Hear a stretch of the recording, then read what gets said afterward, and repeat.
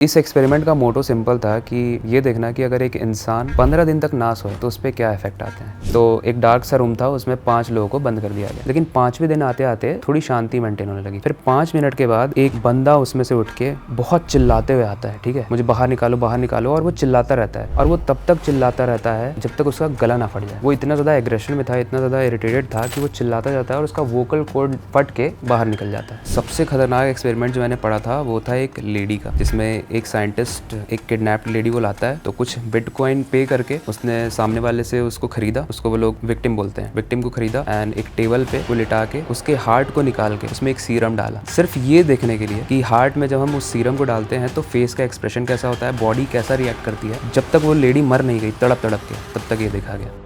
हाँ, तो भी स्वागत है आपका हमारे नए पॉडकास्ट में। और जैसा कि हम आपके लिए एंटरटेनिंग टॉपिक्स पर पॉडकास्ट लाते रहते हैं, नए नए टॉपिक्स पर लाते रहते हैं ताकि आपको हर तरीके की नॉलेज मिले।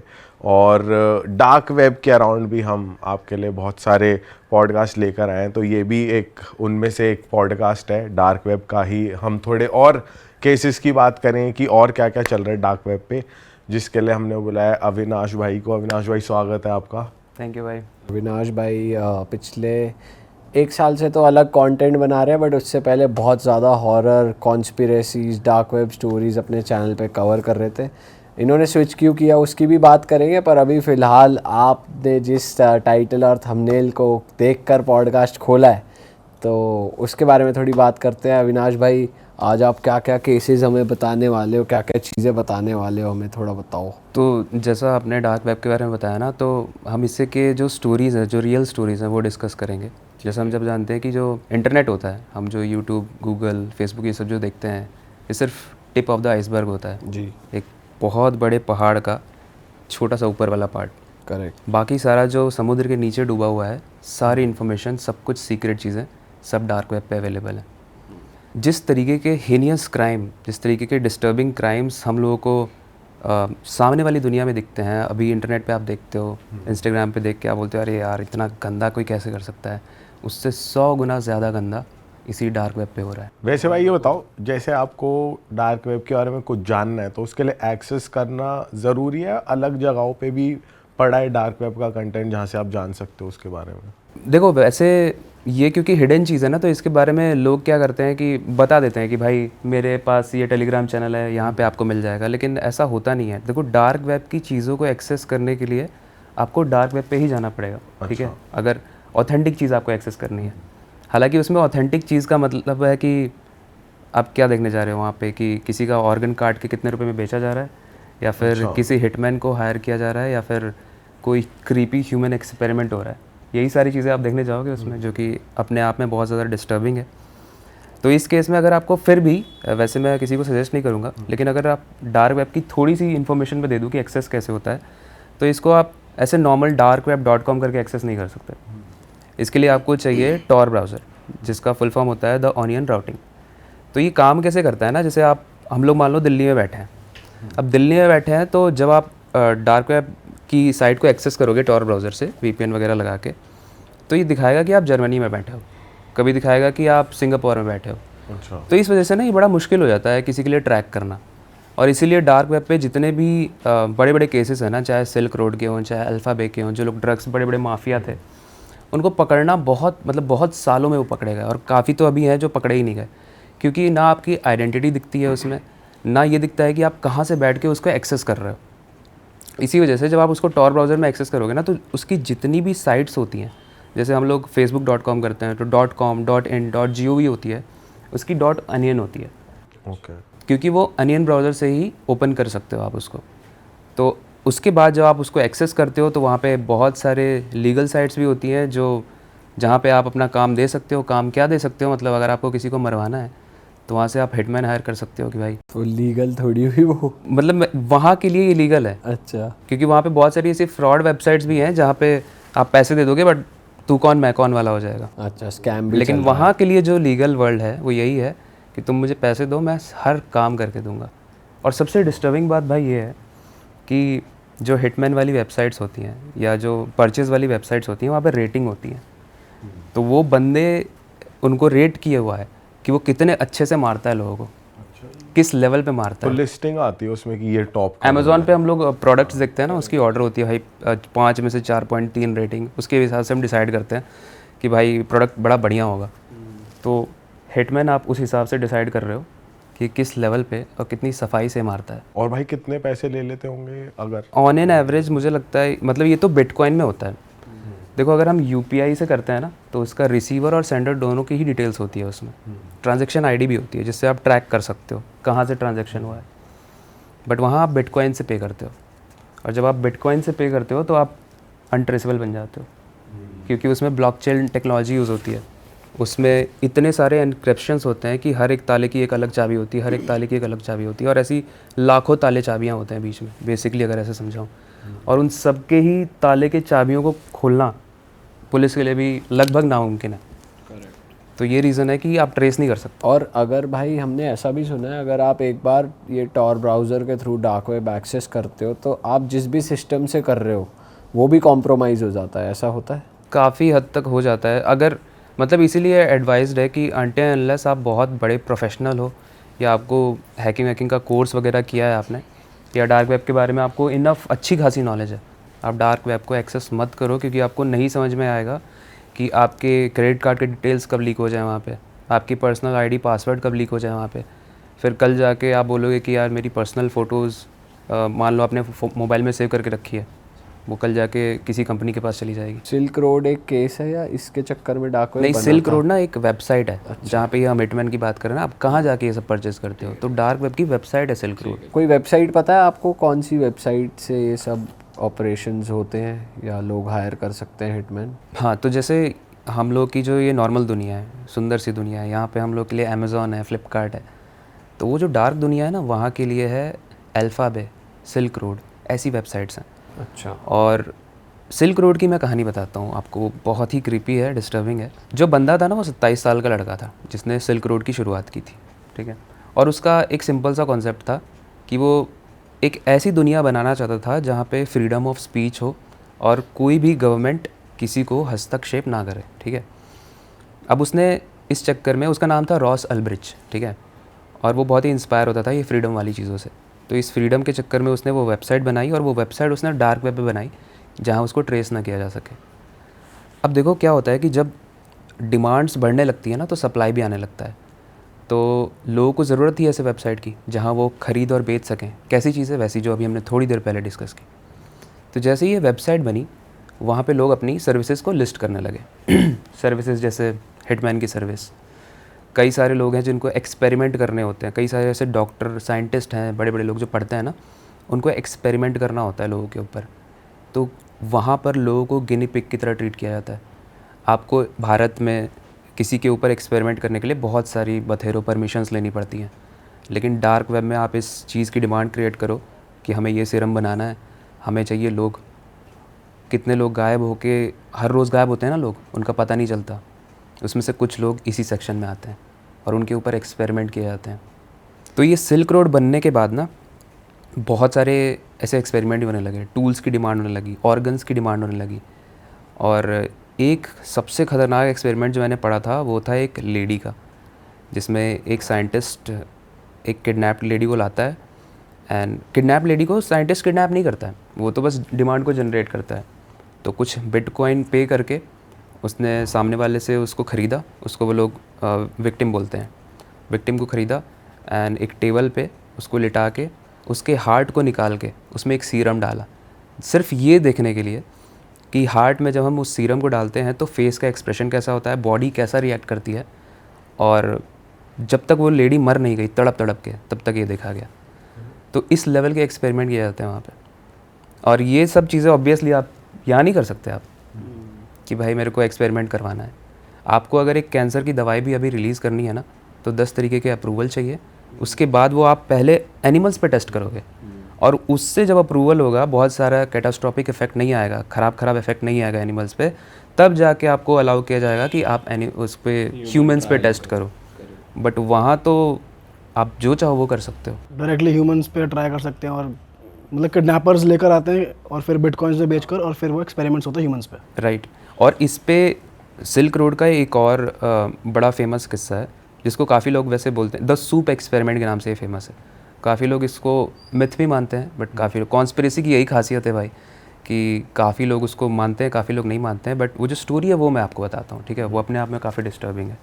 तो ग्रजेस हो जाते हैं ना आपस में, रिलेटिव्स में, कि भाई ज़मीन में, जायदाद में, या फिर किसी स्पेसिफिक चीज़ में बहस हो गई, अब मरवाना है, ठीक है।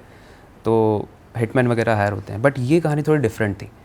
इसमें क्या होता है कि एक रिलेटिव होता है और वो सामने वाला बंदा जिससे उसकी बहस हुई होती है वो बाय प्रोफेशन डॉक्टर होता है और वो अपनी वाइफ और अपने बच्चों के साथ खुशी से रह रहा होता है। तो जिस बंदे के साथ उसकी बहस हुई थी वो डार्क वेब पे जाके ना ये डिमांड क्रिएट करता है कि मेरे को एक हिटमैन हायर करना है जो इन बंदों को किडनैप करके लाए, और दूसरी सर्विस मेरे को चाहिए रेड रूम वाली जिसमें टॉर्चर हो बढ़िया से ये लोग, क्योंकि उसे ना खुन्नस थी, निकालनी थी उसे कुछ। पार्ट 1 में तो किडनैप करके ले आया जाता है उस डॉक्टर को और उसकी वाइफ को, एक रूम में उसको बंद कर दिया जाता है। उस रूम में पीछे से एक लड़का आता है और उसकी वाइफ को ले जाता है। ये कैमरा ऑन है, ठीक है। वाइफ जाती है एंड वो एक छोटे से रूम में वाइफ को ले जाता है। उसके बाद एक सूप लाया जाता है उसी छोटे से रूम से। वो इंसान जो उस वाइफ को लेके गया था वो एक सूप लाता है और सामने जो डॉक्टर साहब बैठे हैं टेबल पे उसके सामने उस सूप को रख देता है और बोलता है तो इस सूप को पी। इस सूप में क्या है पता है? अभी उस वाइफ को ले गया था, उसके उसने टुकड़े किए हैं, उसको कढ़ाई में उबाला है, उसका सूप बनाया है और उस डॉक्टर को बोला है पीने के लिए। और ये चीज़ की क्लिपिंग उस बंदे को चाहिए थी जिसने इस 2 सर्विसेज को लिया था, और इसके लिए वो बहुत ही लाखों के रुपए उसने पे किए थे। और ये क्लिप जब इंटरनेट पे वायरल हुई तो बहुत तेज़ क्लिप वायरल हुई। इंस्टाग्राम पे भी हमने बहुत देखी हुई है, थी। बहुत क्रिएटर्स ने इस पे वीडियो बनाई थी। तो कुछ लोग अगेन इसके सपोर्ट में, कुछ लोग अगेंस्ट में, बट अपने आप में काफ़ी डरावनी स्टोरीज़ है। जो वो क्लिप है जिसमें कार्टूनिश कैरेक्टर्स में 2 लोग हैं, सूप नहीं कार्टूनिश नहीं है ये, ओरिजिनल आपको लगी, कोरियन टाइप पीछे के जो बंदे लोग खड़े हैं वो कार्टून मास्क मास्क लगा के पहने हुए हैं। और वो फिर एक आदमी को सूप देते हैं, शायद ये वही है, वो देखा था इंस्टाग्राम पे। और ये चीज़ ना ऐसी बहुत सारी चीज़ें होती हैं, इनफैक्ट गवर्नमेंट लेवल पे भी होता है। तो डार्क वेब पे ना ऐसी एक स्टोरी फेमस हुई थी MK अल्ट्रा नाम से। ये एक ऐसा एक्सपेरिमेंट था जो US की गवर्नमेंट ने किया था 1953 के आसपास। इसमें किया क्या था, देखो हम लोग को अगर गवर्नमेंट का पॉइंट ऑफ व्यू फैलाना है लोगों में, तो आज की डेट में हम क्या करते हैं? आज की डेट में तो चलो इन्फ्लुएंसर्स के थ्रू पे कर दिया उनको कि भाई ये प्रोपेगेंडा फैला दो, या फिर लोकल कैंपेन्स चला दिए। मान लो दिल्ली का कोई पावरफुल बंदा है, उसको बोल दिया कि ये नैरेटिव तुम अपने बंदों में फैला दो, और हर सेक्शन में जाके वो इस चीज़ को फैला देंगे। लोग मैनिपुलेट हो जाते हैं कि भाई ये जो कह रहा है ये सही होगा, उसी हिसाब से फिर वोट डिज़ाइन होते हैं आगे आने वाले। तो US में उस वक्त तो भाई यूट्यूब और ये सब चीज़ें थी नहीं। वहाँ एक साइंटिस्ट ने गवर्नमेंट को सजेस्ट किया कि हम एक ट्रुथ सीरम बनाते हैं, ट्रुथ सीरम, ठीक है। उसने सजेस्ट तो इसलिए किया था कि जितने भी क्रिमिनल्स होते हैं उनको जब हम पकड़ते हैं तो बोलते हैं ना कि भाई तुम कितना भी टॉर्चर कर लो हम नहीं बताने वाले कुछ भी, है ना। तो ये ट्रुथ सीरम क्या करता कि जब ये किसी इंसान के अंदर इंसर्ट किया जाता तो वो कितनी भी स्ट्रॉन्ग उसकी विल पावर रहती वो सच बता देगा। अच्छा। अब इसको चीज़ को बनाने के लिए CIA का सहारा लिया गया। CIA ने किया क्या, ये काफ़ी बड़ा एक्सपेरिमेंट था उस वक्त का, काफ़ी one of the most disturbing experiment माना जाता है। भाई आपको फीवर हुआ, मान लो आपको फीवर हुआ, आप गए किसी डॉक्टर के पास कि डॉक्टर साहब हमको दवाई दे दो। उसने दी पैरासीटामोल और कॉम्बिनेशन ऑफ 2-3 दवाई दे दी। आप उसको जब खा के आए तो आप कुछ चीज़ों को भूलने लगे, ठीक है, लेकिन आपको शक नहीं होगा इसमें कि डॉक्टर ने कुछ दिया होगा, और ये धीरे धीरे हो रहा है। जिस साइंटिस्ट ने इस चीज़ को सजेस्ट किया था ना, इस माइंड एक्सपेरिमेंट करने के लिए, लोगों के अंदर प्रोपेगेंडा फैलाने के लिए, उसने बोला था कि एक इंसान के दिमाग को ना अगर मैनिपुलेट करना है तो उसमें 2 चीज़ें करनी पड़ेगी हमको। पहला, उसकी जो भी विल पावर है, उसकी जो भी बुद्धि है, उसका जो भी विजडम है अभी तक उसने कलेक्ट किया है लाइफ में, वो सब मिटाना पड़ेगा। एंड दूसरी चीज़, जब उसका दिमाग खाली हो जाए तो उसके दिमाग के अंदर वो चीज़ें डाली जाए जो आप डलवाना चाहते हो। लेट्स से कि आप डोनाल्ड ट्रम्प को भगवान बनाना चाहते हो, तो पहले मान लो अगर वो बैरक ओबामा को मानता है भगवान, तो पहले आपको वो निकलवाना पड़ेगा, और उसके बाद डाल दो उसके दिमाग में वो सारी चीज़ें जिसमें वो मानने लगे कि डोनाल्ड ट्रम्प ही भगवान है। तो आप कितने भी कट्टर और कितने भी अगेंस्ट रहो उस पॉलिटिकल पार्टी के, आपके लिए वो भगवान हो जाएगा। अभी इस एक्सपेरिमेंट को किस तरीके से किया गया ना, ये बहुत ही अपने आप में कॉन्ट्रोवर्शियल और डिस्टर्बिंग है।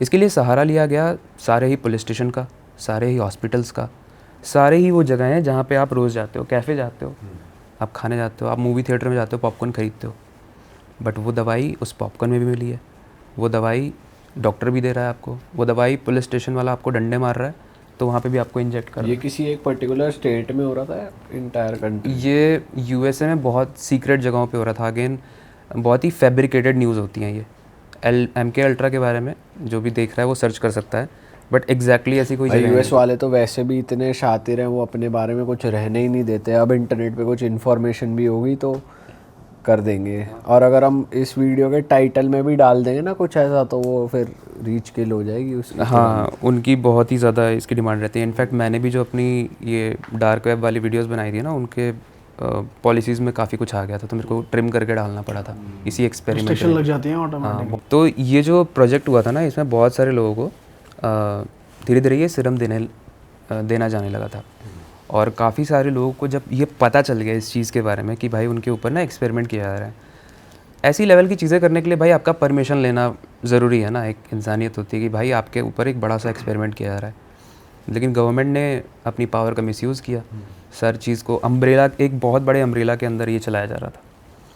तो जब लोगों को पता चल गया इसके बारे में, लोग प्रोटेस्ट करने लगे, और फिर जितने भी लोगों ने प्रोटेस्ट किया, ऐसा माना जाता है कि उन सबको मरवा दिया गया उस एक्सपेरिमेंट के अंदर। और इसीलिए इस न्यूज़, और वो जो साइंटिस्ट था जिसने ये आइडिया दिया था, उसकी भी होटल में एक दिन लाश मिली थी, क्योंकि ऐसा बोला जाता है कि उसको पता चल गया था कि इसका यूज़ जिस चीज़ के लिए उसने अपना ये दिमाग दिया था उसके लिए नहीं किया जा रहा है, गवर्नमेंट इसको अपने फेवर में लेने के लिए कर रही है लोगों के ऊपर। तो उसके बाद से वो साइंटिस्ट भी मर गया, और यहाँ से वो केस क्लोज़ हो गया MK अल्ट्रा का। बट ऐसा माना जाता है कि उसके बाद भी आज भी ऐसे बहुत सारे एक्सपेरिमेंट हैं जो किए जाते हैं, और इन सब की ही फाइल्स डार्क वेब पे अवेलेबल है, क्योंकि डार्क वेब को बनाया ही इसीलिए गया था 1990s के दौरान। US आर्मी ने बनाया था ताकि वो एक सीक्रेट तरीके से आपस में बात कर पाए, लेकिन क्रिमिनल्स को भी ये चीज़ें चाहिए भाई कि वो सीक्रेट में आपस में बात कर पाएँ, पकड़े ना जाएँ, तो क्रिमिनल्स इस पे आ गए थे। बट गवर्नमेंट जब खुद ही ऐसा काम कर रही है तो वो तो अपने आप को एक्सपोज नहीं करवाएगी ना। तो जितने भी लोग इसमें शामिल थे, सारे के सारे विटनेस सीरम दे के मार दिए गए, और बड़े बड़े ड्रग्स इन्वॉल्व थे, LSD जैसे ड्रग्स इन्वॉल्व थे इसमें, जो उनको धीरे धीरे दिए जा रहे थे ताकि उनका माइंड मैनिपुलेट हो पाए। भाई और कौन सा एक्सपेरिमेंट और किस टाइप के एक्सपेरिमेंट्स किए जाते हैं डार्क वेब पे लोगों के ऊपर? देखो यार, इसके बाद तो रेड रूम्स के कुछ स्टोरीज़ हैं जो मैं बताना चाहूँगा, जिसमें एक एलेक्स और वियाग्रा की स्टोरी है। तो ये टीनेजर्स थे। अब टीनेजर में ना हम लोग को चुल होती है कि भाई जो चीज़ मना की गई है वही करना है, तो इन लोगों को पता चला होगा डार्क वेब के बारे में। तो एलेक्स आया भाई वियाग्रा के पास कि एक तो इसका नाम ऐसे वायग्रा जैसा है, तो सही बात है। वियाग्रा नाम है इसका। वियाग्रा के पास आता है और बोलता है कि भाई चल डार्क वेब एक्सेस करते हैं। स्कूल के बच्चे थे, सोचो, स्कूल से आके शाम को दोनों डार्क वेब को एक्सेस करते हैं। अब रेड रूम में लॉगिन करने के लिए ना आपको कुछ बिटकॉइन देने पड़ते हैं। अच्छा, अब बिटकॉइन स्कूल वाले के पास कहाँ से आएगा? उस बिटकॉइन के कुछ परसेंटेज को ख़रीदने के लिए आपको क्रेडिट कार्ड चाहिए, तो बहुत लंबी चीज़ थी। तो इन लोग क्या करते हैं ना कि जो एलेक्स होता है वो अपने पिताजी के पर्स से उस क्रेडिट कार्ड को निकाल लेता है, चुरा लेता है। जाते हैं वो लोग, रेड रूम में लॉगिन करते हैं, और वहाँ उनके सामने दो ऑप्शन आते हैं कुछ बिटकॉइन पे करने के लिए। लेकिन बिटकॉइन ऐसे ही नहीं पे करना है एंटर करने के लिए, उनको पे करना है, दो में से एक सर्विस लेनी पड़ेगी उनको। पहला है कि बिटकॉइन पे करके आपको कोई ह्यूमन ऑर्गन ऑर्डर करना पड़ेगा। ह्यूमन ऑर्गन कोई भी हो सकता है, कटा हुआ हाथ हो सकता है, कटा हुआ सर हो सकता है, किसी की आई बॉल हो सकती है। आपको कुछ तो ऑर्डर करना पड़ेगा, क्योंकि आप इस डिस्टर्बिंग एक्सपेरिमेंट का पार्ट बनने वाले हो, हमारी दुनिया का पार्ट बनने वाले हो। तो एक कल्ट आपको दिखाना पड़ेगा कि आप हो इसके लिए काबिल। जो हमारे लिए अभी डिस्टर्बिंग है, वहाँ डार्क वेब की दुनिया में ये सब काबिलियत मानी जाती है कि आप कितने स्ट्रॉन्ग हो।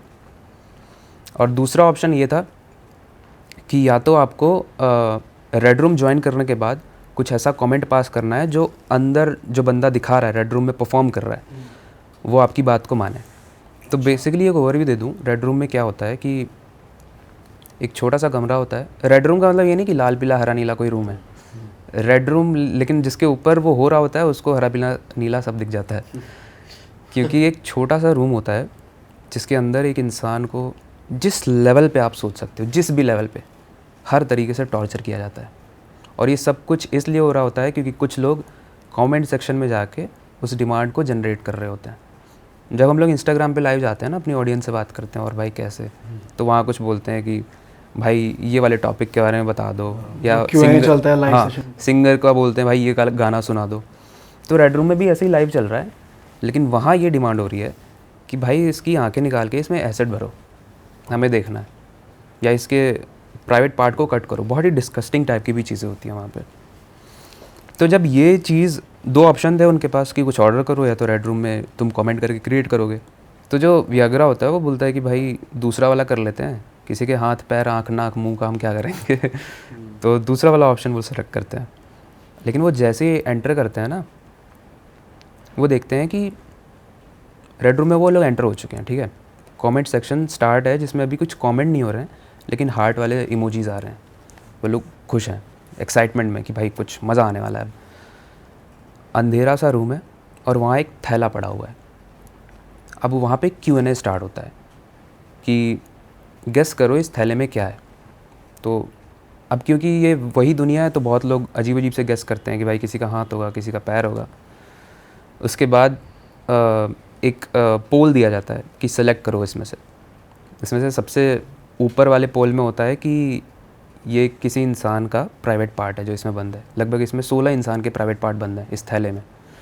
दूसरा वाला होता है कि ये पूरा खून से भरा हुआ है थैला। और तीसरा ऑप्शन होता है कि एक सुपर पावरफुल वैक्यूम पंप लिया गया है और 3 इंसान के ऊपर, सर के ऊपर उसको रख के उसके ब्रेन को सक करके इस थैले को भरा गया है।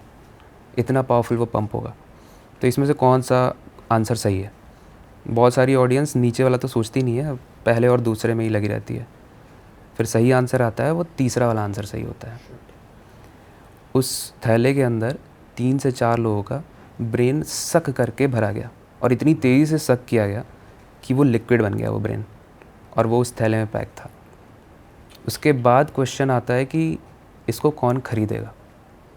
अभी यहाँ तक जो सुन रहा है उस वो ऑलरेडी डिस्टर्बिंग यहाँ तक था, कितना घिनौना कोई कैसे कर सकता है। बट यहाँ से तो टीज़र स्टार्ट हुआ है इसका। लोग यहाँ पे फिर बिडिंग कर रहे हैं कि बिटकॉइंस की बिडिंग हो रही है कि मैं खरीदूँगा, क्योंकि उनको ये ब्रूटैलिटी और क्वालिटी चाहिए, और उसको सेल कर दिया जाता है उस थैले को। उसके बाद सीन चेंज होता है, डार्क ये रेड रूम 2 पार्ट आता है, ठीक है। वहाँ पे बोला जाता है कि कैमरा 1 और कैमरा 2। तो ये जो एलेक्स और वियाग्रा हैं ये रेड रूम पार्ट 2 सेलेक्ट कर लेते हैं।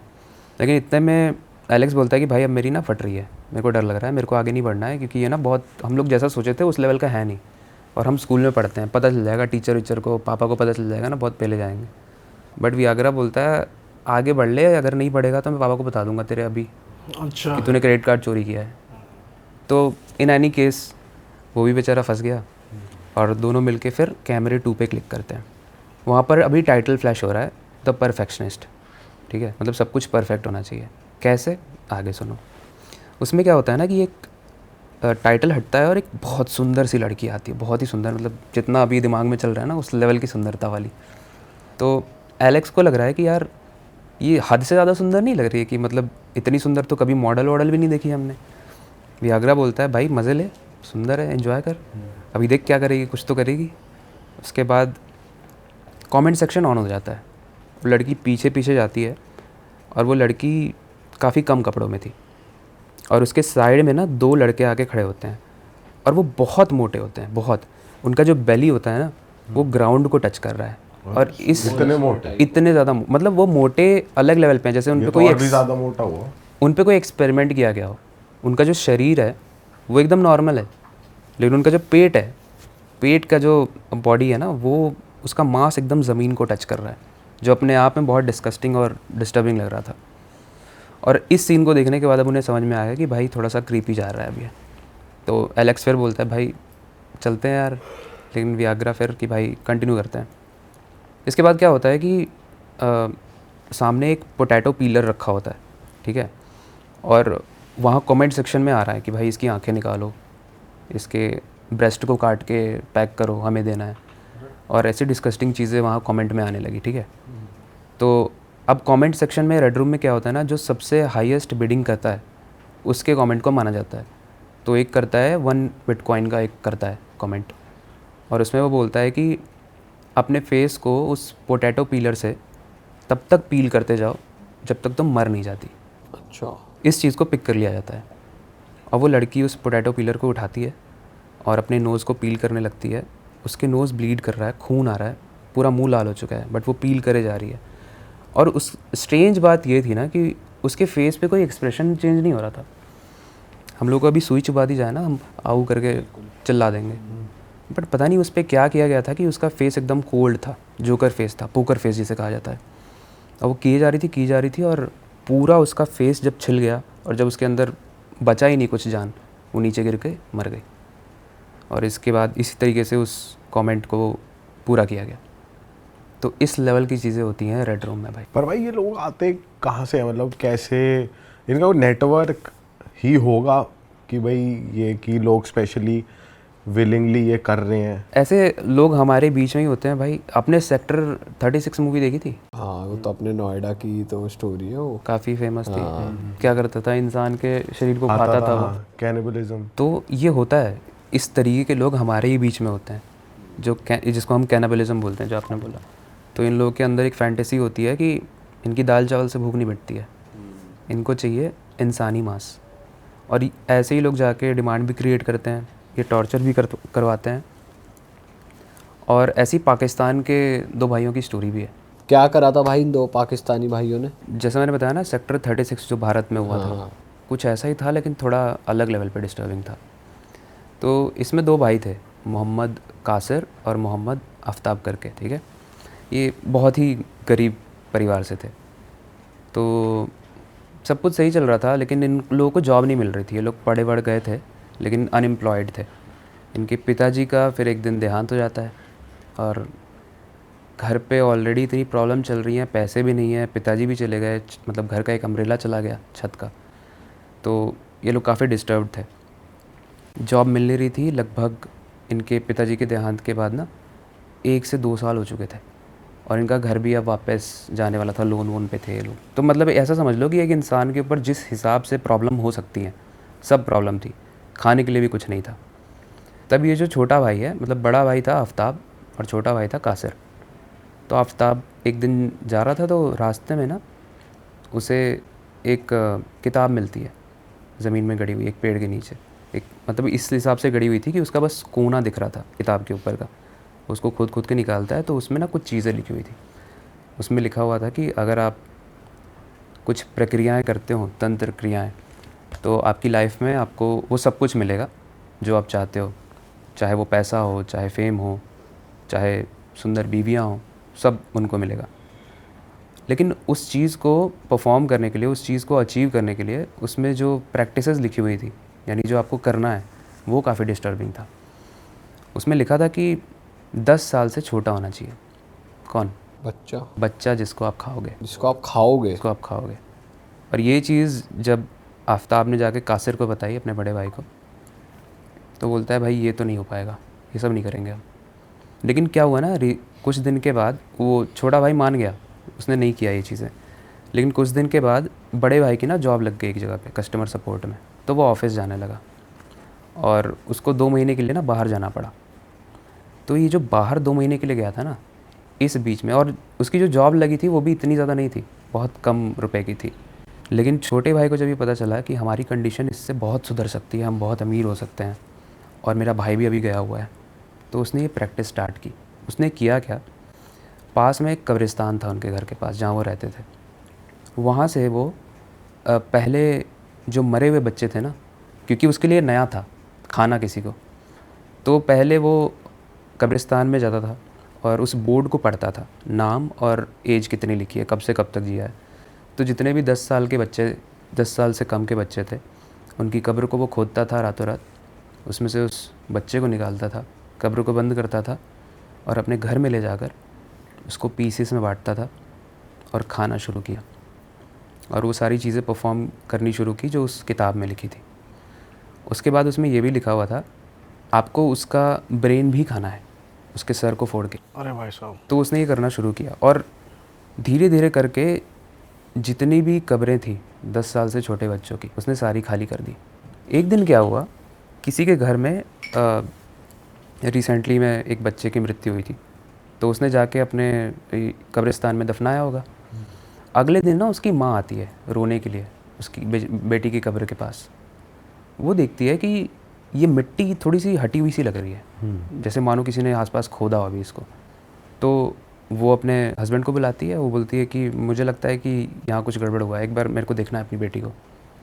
उसके बाद वो कब्र को हटाया जाता है और देख रहे हैं कि कब्र खाली है। कल ही दफनाई गई है उनकी बेटी और आज उनकी कब्र खाली है। इस चीज़ के बारे में वो लोग पुलिस को कंप्लेन कर देते हैं, ठीक है। और उसके बाद चेक किया जाता है तो जितने भी 10 साल से नीचे की बच्चियाँ थी, लड़कियाँ और लड़के, सब खाली थे। और वहाँ पे ना एक बूढ़ा इंसान था जो ये सब देखता है, लेकिन वो गूंगा होता है, किसी को बता नहीं पाता है। तो जब पुलिस आसपास के सारे लोगों से पूछताछ करती है तो वो बोलता है कि मेरे को ना उस घर पे शक है, मुझे सामने घर है, मुझे शक है क्योंकि उस पर एक आदमी रहता है जो अक्सर कब्रिस्तान में आता रहता है। पुलिस जाके वहाँ पे छापा मारती है और जैसे ही वो दरवाज़ा खुलता है बहुत गंदी बू आ रही है अंदर से, ठीक है। सड़े हुए गले मांस की 3 कढ़ाइयाँ हैं जिसमें करी लगी हुई है, पक रही है वो, और उसके ऊपर किसी की उंगलियां ऐसे तैर रही हैं, किसी की आंख तैर रहा है, किसी का ब्रेन तैर रहा है, और वो सब अपने एक प्लेट में परोस के और उसको खा रहे हैं। और ये दृश्य पुलिस के सामने था। पुलिस उसको पकड़ के ले गई, ये चीज़ कोर्ट में चली। और पाकिस्तान में ना कैनाबलिज्म के ऊपर कोई लॉ नहीं है, तो इसलिए इसका ट्रायल चला 1 साल के लिए एंड इसको छोड़ दिया गया। फिर जब वो वापस आया तो उसके भाई ने भी उसको बहुत सुनाया कि भाई तू मेरे ना रहने में क्या किया, हम लोग की बदनामी हो गई, हम लोग गरीब तो वैसे ही थे, बदनाम भी हो गए अब। तो उसने बोला कि भाई टेंशन मत ले, मैंने बहुत पैसे इकट्ठे किए हैं। क्योंकि वो क्या करता था ना, ये जो ऑर्गन्स उसने निकाले हैं उन सारे ऑर्गन्स को वो डार्क वेब पे सेल भी करता था, बहुत सारे ऑर्गन्स को, और खाता था। बोलते हैं ना जब इंसान का दिमाग भ्रष्ट होने लगता है तो उसी तरफ में जाने लगता है वो। तो ये डार्क वेब का उसे पता कैसे चला, उसी बुक के थ्रू या? उसी बुक के थ्रू, उसमें लिखा हुआ था ये सब कुछ, ठीक है। और ये बुक कहाँ से आई थी कुछ नहीं पता है। उसने डार्क वेब पे उसकी सेलिंग करना स्टार्ट किया और उसको खाना स्टार्ट किया, दोनों चीज़ें करना स्टार्ट की। जब वो जेल से वापस आया तो वहाँ के गांव वाले ना उसको एक्सेप्ट नहीं कर रहे थे, बोल रहे थे कि ये फिर वही चीज़ें करेगा। लेकिन क्योंकि वहाँ कोई लॉ भी नहीं है तो काफ़ी दिन तक तो पुलिस आसपास रही उसके घर के, लेकिन फिर इवेंचुअली उसने कुछ किया नहीं तो उसे छोड़ दिया गया। और ऐसा माना जाता है कि उसके बाद वो दूसरे गांव चला गया और फिर उसने यही सेम हरकत की। उसके भाई ने सपोर्ट किया उसको फिर जब वो वापस नहीं, आया? वो उसके भाई ने सपोर्ट नहीं किया, लेकिन वो अपने भाई से ही कट गया ना, वो अपने भाई के पास रहना नहीं लगा, दूसरे गांव चला गया वो, और वहाँ जाके वो यही करता है। और ऐसा बोला जाता है कि वो आज भी पाकिस्तान के गाँव चेंज करता रहता है और काफ़ी अमीर भी हो चुका है वो बंदा, और यही सब चीज़ें करता है, डार्क वेब पे सेलिंग करता है और एक तरह से अंडरवर्ल्ड काइंड ऑफ चीज़ में जा चुका है वो। और इसके खिलाफ अभी भी कोई एक्शन? अभी भी कोई, देखो लॉज जो रूल्स होते हैं ना गवर्नमेंट के, वो तब बनते हैं जब ऐसे बहुत सारे केसेस आने लगे। और ये जो केसेस हैं या तो किसी को पता नहीं होते हैं और या तो इसके बारे में कोई कंप्लेन नहीं कर पाता है। तो ऐसे केसेस बहुत सारे तो है नहीं कि लॉ बन जाए, इसलिए कैनाबलिज्म से रिलेटेड आज तक कोई भी लॉ नहीं है पाकिस्तान में। वो बंदा आज भी घूम रहा है। भाई एक और एक्सपेरिमेंट आपने स्टार्टिंग में नाम लिया था, स्लीप एक्सपेरिमेंट। हाँ, उसके बारे में क्या है थोड़ा बताओ। ये रशिया में किया गया था 1947 के आसपास। 1953 में MK अल्ट्रा हुआ था जैसा बताया। तो ये वो वक्त था ना जब कोल्ड वॉर चल रही थी रशिया और USA के बीच में। हर चीज़ में एक दूसरे से आगे निकलना है, चाहे स्पेस हो, चाहे डेवलपमेंट्स हो, या फिर चाहे एक्सपेरिमेंट्स हो। तो इसमें क्या हुआ ना कि रशिया ने कुछ लोगों को, 5 लोगों को लिया था। इस एक्सपेरिमेंट का मोटो सिंपल था कि ये देखना कि अगर एक इंसान 15 दिन तक ना सोए तो उस पर क्या इफ़ेक्ट आते हैं, ठीक है। और इसमें सेलेक्ट उन लोगों को किया गया था जो प्रिजनर्स थे, किसी न किसी क्राइम की वजह से वो वैसे ही जाके मर ही जाते हो, तो उनको इस एक्सपेरिमेंट के लिए चूज़ किया गया था। इसके लिए एक बहुत छोटी सी जगह चूज़ की गई थी क्योंकि उन लोगों को जो एनवायरनमेंट क्रिएट करना था वो बहुत ज़्यादा डार्क था, ठीक है। तो एक डार्क सा रूम था, उसमें 5 लोगों को बंद कर दिया गया, ठीक है। उसमें उन लोगों को खाना पीना सब दिया गया। इस कॉन्सेप्ट का, एक्सपेरिमेंट का कॉन्सेप्ट सिंपल था कि उनको रिजल्ट्स चाहिए थे कि एक इंसान को अगर 2 वीक्स तक अप्रॉक्स 14-15 दिन तक अगर ना सुलाया जाए तो क्या इफ़ेक्ट आएगा, क्या रिस्पॉन्स आएगा? आपके साथ कभी ऐसा हुआ है कि आप 24 घंटे तक नहीं सोए हो या कुछ? भाई हाँ हुआ है, 24 घंटा मैक्स 36 घंटा खिंचा होगा, उसके बाद तो कभी चक्कर आ मतलब जाते 2 तो दिन से ज़्यादा नहीं या हुआ, ऐसा सोए तो फिर भाई लंबा ही सो गए, ऐसा हो गया था। उसके बाद रिस्पॉन्स क्या रहा था बॉडी का, मतलब क्या फील हुआ था? बॉडी का रिस्पॉन्स यही रहा था कि बस कभी भी सो जाएगी। इरिटेशन आ रही होगी थोड़ी थोड़ी बात? इरिटेशन, गुस्सा, ये सब था। इसका और ज़्यादा लेवल इस एक्सपेरिमेंट में हुआ था। तो इसमें 5 लोगों को लिया गया, एक कमरे में बंद कर दिया गया। उनको बताया गया कि भाई अगर ये जब एक्सपेरिमेंट सक्सेसफुल हो जाएगा और इसका जब रिज़ल्ट आएगा तुम लोगों को छोड़ दिया जाएगा, फ्री हो जाओगे तुम लोग, ठीक है। लेकिन उन लोगों को नहीं पता था कि आगे क्या होने वाला है। कमरे में बंद करके उन लोगों को, क्योंकि एकदम पूरा बंद कमरा था और हर जगह माइक्रोफ़ोन लगा दिए गए थे और कैमरे लगा दिए गए थे, उन लोगों को वहाँ पे खाने पीने की सारी चीज़ें दे दी गई थी, लेकिन रूम एकदम डार्क था। उनको ये देखना था कि हर सिचुएशन में, जब हम लोग सोने से पहले अंधेरा करते हैं ना तो नींद और आती है, लेकिन तब भी उनको नहीं सोना है। उनके उस एनवायरनमेंट में जो गैस थी वो बड़ी ऐसी गैस थी कि आपको हमेशा जगा के रखेगी, एक्टिव रखेगी। कॉफ़ी वगैरह पीने के बाद जो इफ़ेक्ट आता है ना, वैसा काइंड ऑफ इफ़ेक्ट रहेगा हमेशा। तो 1 दिन हो गया, 2 दिन हो गया, 5 दिन हो गए थे। 5 दिन तक सब कुछ सही चल रहा था, लेकिन 5 दिन तक, 5 दिन के शुरुआती जो दिन थे ना, 1-2 दिन, उसमें सारे ही पार्टिसिपेंट्स जो थे, जो प्रिजनर्स थे, वो आपस में बात कर रहे थे, भाईचारा एकदम मेंटेन हो गया था। लेकिन 5वें दिन आते आते थोड़ी शांति मेंटेन होने लगी थी। दोनों, जब हम नए होते हैं ना एक दूसरे के लिए, तो नई नई चीज़ें जानते हैं, अब सब ख़त्म हो चुका था जानने के लिए, तो रूम में काफ़ी शांति हो गई थी। तो बाहर जो माइक लगे हुए थे साइंटिस्ट के पास, वो उन लोगों को रिस्पॉन्स लेने के लिए कि अंदर सब कुछ ठीक है, वो माइक पे बोलते हैं हेलो सब ठीक है अंदर, कोई रिस्पॉन्स नहीं आता है अंदर से। लेकिन वहाँ जो ऑक्सीजन मीटर होता है वो ये बता रहा है कि अंदर जो लोग हैं वो ज़िंदा है, क्योंकि ऑक्सीजन कंज्यूम हो रहा है रेगुलरली। ठीक है। लेकिन इतना डार्क है कि कुछ दिख नहीं रहा है वहाँ से। तो रिस्पॉन्स के लिए वो लोग बोलते हैं तो अंदर से आवाज़ नहीं आती है। फिर 5 मिनट के बाद एक बंदा उसमें से उठ के बहुत चिल्लाते हुए आता है, ठीक है, मुझे बाहर निकालो, और वो चिल्लाता रहता है।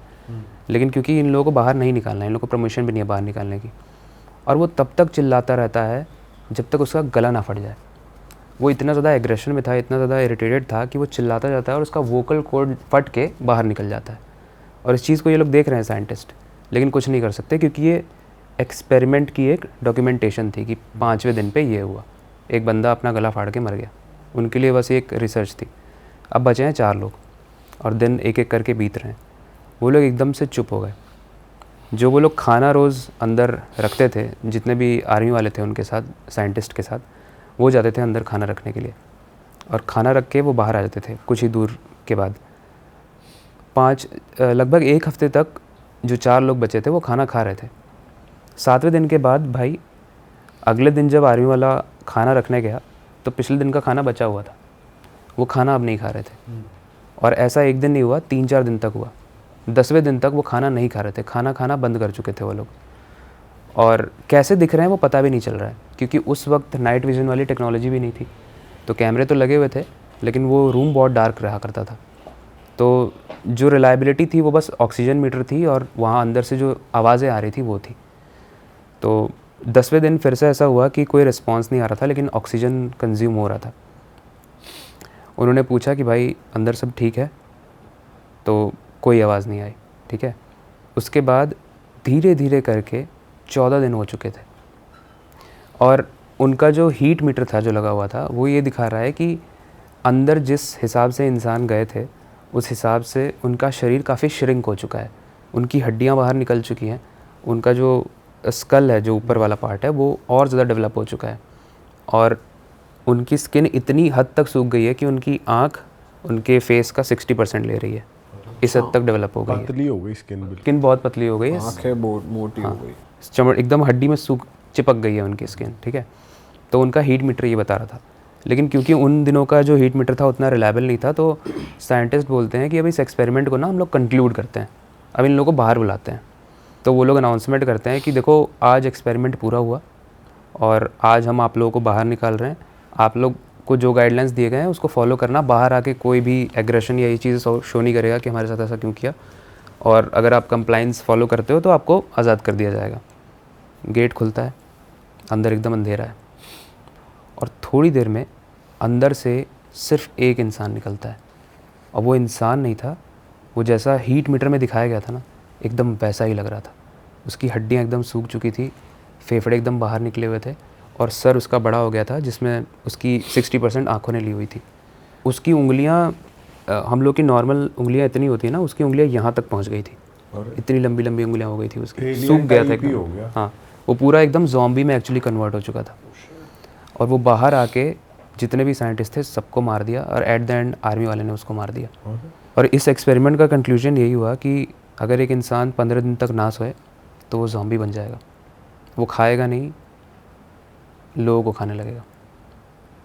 और इसका नाम रखा गया द रशियन स्लीप एक्सपेरिमेंट। और ये डॉक्यूमेंटेड है? ये डॉक्यूमेंटेड है, इसमें काफ़ी सारी चीज़ें तो फैब्रिकेटेड भी हैं, बट ये हुआ था, ये डॉक्यूमेंटेड है। क्रेजी भाई यार, भाई क्या कुछ हो रहा है ये यार दुनिया में। एक्सपेरिमेंट है यार, ऐसा सोच भी है सकता कोई 15 दिन तक भाई अंदर रखो भाई बिना कुछ भी सोच सकते हैं यार लोग। मतलब देखो ना, हम लोग नहीं सोते तो एकदम इरिटेशन होने लगती है, और वो इरिटेशन बढ़ती जा रही होगी 15 दिन तक। वो चाह रहे होंगे कि निकाल लो। और वो जब बाहर निकले थे ना, उनको बोला गया था कि तुमको फ्री कर देंगे, तो एक और स्टेटमेंट अंदर से आया था जो मॉन्स्टर टाइप की आवाज़ में आया था कि मुझे फ्री नहीं होना है अब, अच्छा, मुझे फ्री होना ही नहीं है, मेरे को अंदर ही रखो। लेकिन उन्होंने खोल दिया तो फिर उसने मार दिया। क्रेजी भाई, क्रेजी स्टोरीज़ आपने बहुत ही सही तरीके से नरेट करी, और ऐसा लग रहा है कि आपने काफ़ी पढ़ा है इनके बारे में, तो बहुत ही मज़ा आ गया इस एपिसोड में। पर मैं ये जानना चाहता हूँ, आपकी नरेशन इतनी बढ़िया है तो आपने कंटेंट स्विच क्यों कर दिया? आपने कॉन्स्पिरेसीज और हॉरर जॉनरा छोड़ क्यों दिया? मेरे को हॉरर में बहुत ज़्यादा इंटरेस्ट था शुरू से ही, और इस पे अच्छे खासे एज अ यूट्यूबर हम लोग को व्यूज़ मैटर करते हैं, तो व्यूज़ भी आ रहे थे, सब कुछ आ रहे थे। लेकिन इसमें हमेशा से ही ना, मतलब भाई मेरी लाइफ शुरू से ही थोड़ी सी ऐसे इंट्रोवर्ट टाइप की रही है ना, ज़्यादा बातचीत करता नहीं था। तो ये यूट्यूब भी मैंने इसलिए शुरू किया था कि अपनी एक स्पेस बने, लोग जाने, फॉलोइंग हो थोड़ी सी। बट ये पसंद तो था, लेकिन अलग चीज़ में फॉलोइंग बन रही थी हॉरर में। अब हॉरर का क्या है ना कि स्टोरीज़ हैं जो दुनिया में कहीं हुआ है वो आप सुना रहे हो, बट आप अपनी स्टोरी नहीं बना पा रहे हो उसमें। आप क्या कर रहे हो लाइफ में, लोगों को इंस्पायर नहीं कर रहे हो ना आप। तो मेरा शुरू से ही ये मोटो था कि मैं इंस्पायर करूं, बट वो स्टार्ट मैंने किया था, उस पर व्यूज़ भी आ रहे थे। बहुत ही रिस्की काम था ये, एक यूट्यूबर के लिए कंटेंट स्विच करना। एक ज़िंदगी मौत का खेल होता है कि आप अभी हॉरर बना रहे हो, फिर आप एकदम से पॉजिटिव साइड में जा रहे हो। अब मैं सेल्फ इम्प्रूवमेंट बनाता हूँ, जिसमें मैं यंगस्टर्स को ऐसी स्टोरीज़ अब सुनाता हूँ जिससे वो मोटिवेट हों, अपनी लाइफ में कुछ ग्रो करें। तो ये स्टोरीज़ आप पढ़ते हो कहीं से या कैसे ढूंढते हो? जो सेल्फ इम्प्रूवमेंट वाला है, आप ही लोग जैसे अच्छे अच्छे पॉडकास्ट हैं वो सुनते हैं, जो अच्छे गेस्ट आए रहते हैं उसको हम स्टडी करते हैं, बुक्स पढ़ते हैं हम, 48 laws of power, Robert Greene की बुक्स, ये सब जो बुक्स हैं इसको पढ़ते हैं, किस तरीके से उसको अपने अंदर डिसिप्लिन, कंसिस्टेंसी और ये जो अपने आप को ओवरऑल इम्प्रूव करना होता है वो कैसे किया जाता है, वो मैं सिखाता हूँ अब। तो कोई बुक रिकमेंडेशन आप देना चाहते हो जो हर एक यंगस्टर को पढ़नी चाहिए? पहली है think and grow rich by Napoleon Hill, दूसरी है 48 लॉस ऑफ पावर, और इसी की है द आर्ट ऑफ सिडक्शन, दोनों ही रॉबर्ट ग्रीन की है। तो सिडक्शन वाले में ना उन्होंने बहुत अच्छे से बताया कि किस तरीके से आप सामने वाले से ना अपना काम निकलवा सकते हो। सिड्यूस करना एक बहुत ही ओवररेटेड वर्ड है जो इंटीमेसी में बोला जाता है, बट पहले के एजेंट्स जो होते थे ना, रशियन एजेंट्स, ये सब, यहाँ के आप फीमेल को देखोगे ना, वो सामने वाले को सिड्यूस करके काम करवा लेती हैं। तो इस आर्ट को उसमें बताया गया है। ये और तो बहुत इंटरेस्टिंग आर्ट इससे लग रहा है। आप कोई टिप्स दो ना एग्जांपल के साथ, अगर आप बता सकते हो उसके कुछ। जैसे मतलब किसी से कुछ काम निकलवाना है तो कैसी बॉडी लैंग्वेज रखनी चाहिए, क्या बोलना चाहिए, कुछ अगर शॉर्ट में आप बता सकते हो। सबसे पहले तो यही है कि बॉडी लैंग्वेज, आपने बोला ना, बॉडी लैंग्वेज में एक कॉन्सेप्ट होता है साइकोलॉजी में, मैं साइकोलॉजी में भी बहुत सारी वीडियोस बनाता हूँ। तो मिररिंग का एक कॉन्सेप्ट होता है। मान लो आप एक ग्रुप में बैठे हो, ऐसे ही हम चारों लोग बैठे हुए हैं, और आपका वाला जेस्चर मैंने फॉलो किया हुआ है, आपने ध्यान भी नहीं दिया होगा ये। तो जब आप सामने वाले के जेस्चर्स को और वो जो कह रहा है उसकी बात को रिपीट करके अप्रिशिएट करते हो ना कि भाई ये वाली बात, अच्छा हाँ सही बोला आपने, और उसी के तरीके से बैठो, और जिस तरीके से एग्जैक्टली बैठा है और उसकी आंखों में देखो, ये ट्रायंगल रूल होता है एक, और इसको जब आप फॉलो करते हो ना तो सामने वाले को ऐसे अपना जैसा लगने लगता है। और इसके बाद अगर आप उससे कोई फेवर मानते हो तो साइकोलॉजी ये कहती है कि 99% चांसेस है कि वो अग्री करेगा। अरे वाह। तो आर्ट ऑफ सेडक्शन में से ये एक चीज़ थी, और ऐसी आपको हज़ारों चीज़ें उसमें सिखाई भाई जाएंगी। अगर अगली बार उधार मांगने जाओ अपने दोस्त से पहले उसकी तारीफ करो। इसके लिए तो लोग कहेंगे तो आता है अच्छा हमें। अच्छा, वो पढ़ने की जरूरत नहीं। तारीफ करनी जरूरी है। मिररिंग करनी है आपको। अच्छा। सामने वाला जिस तरीके से रखता है अपने आप को, जिस तरीके से वो बॉडी लैंग्वेज मेंटेन कर रहा है, उसी तरीके से आपको करना है, और उसके बाद आप जो बोलोगे वो चांसेस हैं कि हाँ ही आएगा। चांसेस है, कंफर्म नहीं है फिर भी। कंफर्म तो कुछ भी नहीं पता है। चले मांगने ही भिख मंगे से चले गए तो कैसे ही मिलेगा। सही बात है। ये तो हो गई मजाक की बात। अच्छा, और क्या रेकमेंड करोगे भाई आप? और तो भाई मतलब बुक्स में तो ये 3 स्ट्रॉन्ग बुक्स हैं जो मैंने अभी तक पढ़ी हैं, तो बुक्स वाला और part हो अपने गया। कंटेंट के लिए कहाँ से रिसर्च करते हो, क्या क्या चीज़ें देखते हो आप खुद? रिसर्च एज सच कुछ नहीं रहता, जो भी रिलेटेबल कंटेंट रहता है। जैसे अब कल ही नवरात्रि अभी चल रही है, तो कल हमारे घर के बाहर ना बहुत अच्छे से एन्जॉयमेंट वगैरह हो रहा था, तो उसी में मेरे को कंटेंट आ गया कि इस पे क्या बना सकते हैं। मेरे को हर चीज़ में ऐसे कंटेंट दिख जाता है, तो मैं गया, मैंने दरवाज़ा खोला, मैंने वीडियो में बताया कि भाई देख रहे हो आप लोग, बाहर पूरी नवरात्रि का फेस्टिवल चल रहा है, सब लोग सज धज के जा रहे हैं। फिर मैंने अपना दरवाज़ा बंद किया, मैंने बोला और ये एक अलग दुनिया है। यहाँ मैंने दरवाज़ा बंद किया, कैमरा ऑन किया, और यहाँ बैठा हूँ, मैं कंटेंट बना रहा हूँ, मैं पढ़ते हुए। मुझे भी मन कर रहा है बाहर जाने का, एंजॉय करने का। अच्छा। लेकिन कैसे, अगर तुम्हें लगता है कि एक बंदा जो सामने वाला एंजॉय कर रहा है और एक बंदा जो एंजॉय नहीं कर रहा है उस सिचुएशन में, वो कैसे उससे आगे नहीं निकलेगा? तो सेक्रीफाइसेस करने पड़ते हैं ना। यही है मेरा कंटेंट। एक छोटी सी झलक देख लिया आपने, अब मेरा कंटेंट ऐसा ही है। इनिशियली आपको मतलब व्यूअरशिप में थोड़ा सा वो लगा हुआ यार, आप जब आपने स्विच किया था हॉरर से कॉन्स्पिरेसी से इसमें आ गए तो व्यूअरशिप डिप हुआ? हाँ, डिप गई थी, ये काफ़ी रिस्की स्टेप था। हाँ। मतलब मैं तो ये सजेस्ट भी नहीं करूँगा पर किसी को लोग करने का। आपको बोलते हैं अभी भी कि भाई वो वाली कहानियां सुननी है या हाँ, मतलब जैसे कल्ट एक ऑडियंस होती है ना जो शुरू में आपको सपोर्ट की होती है, तो मैंने ऐसे शुरू तो कर लिया था, एक कर्स चैनल करके एक शुरू भी कर दिया था कि भाई अब हॉरर स्टोरीज़ अलग आएंगी, इसमें मैं अपना पॉजिटिव टॉक्स ही रखूँगा। बट वो नहीं हो पाता है, थोड़ा ज़्यादा काम हो जाता है इस पे ही।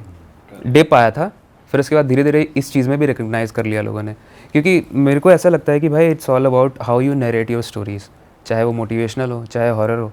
आप ए से लेकर जेड तक अगर उसको अच्छे बिल्डअप के साथ ले जा रहे हो तो लोग उसको सुनेंगे। अगर कैरेक्टर डेवलपमेंट आप अच्छा कर रहे हो, अगर एक ही चीज़ में मैं बता रहा हूँ कि भाई पाकिस्तान के 2 बंदे थे जो हमने आज रियल स्टोरी डिस्कस की, उनके घर में प्रॉब्लम चीज़ें थी, उनको एज अ सोल्यूशन बस एक ही चीज़ मिला कि वो उस बुक को फॉलो करें और वो नेगेटिव चीज़ें करें। वहीं पे मैं ये भी बता सकता हूँ कि 2 बंदे थे, गरीब थे, कुछ प्रॉब्लमेटिक चीज़ें थी, उनको बुक मिली लेकिन उन्होंने फॉलो नहीं किया, वो मेहनत करते रहे और वो आगे ज़िंदगी में सक्सेसफुल हो गए। मैंने आपको जैसा बताया, it's all about how you narrate your stories. तो वो सामने वाले को डरा भी सकती हैं, सामने वाले को इंस्पायर भी कर सकती हैं। बिल्कुल सही। अमेजिंग भाई।